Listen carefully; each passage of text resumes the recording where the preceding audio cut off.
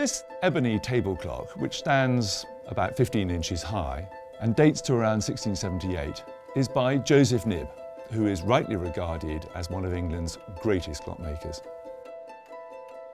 Joseph was born around 1640 and started working as a clockmaker in Oxford before moving to London in about 1671.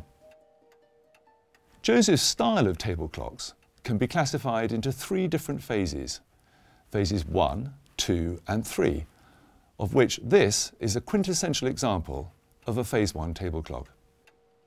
And with some exceptions, the cases have an oak carcass and are veneered in ebony. Most of the known phase 1 examples have metal bun feet with short stems.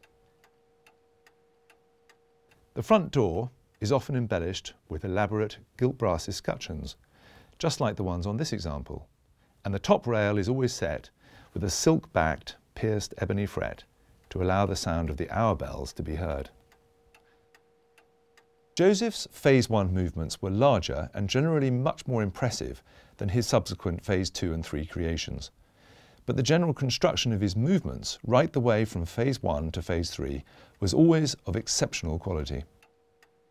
The pointers that tend to epitomise Knibb's work are the thin brass movement plates and his delicate ringed-turned baluster pillars. There are many lovely features to note about this clock, but perhaps the most obvious is the lovely engraving on the backplate. There is a single branch which starts from the lower left side of the backplate, and it spreads across the centre, emanating 6 flower heads. The most striking feature, however, is the engraved arch form of a fish.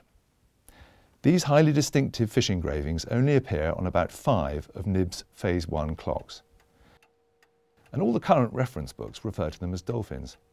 However, on closer inspection, this beast bears very little resemblance to a dolphin, but it does bear rather more resemblance to a sturgeon. Joseph was well known for experimenting with different forms of striking on his clocks. This particular example is no exception, because it is half-hour striking, which means that the preceding hour is also struck at the half hour, but on a smaller bell, so as to differentiate itself from the actual hour.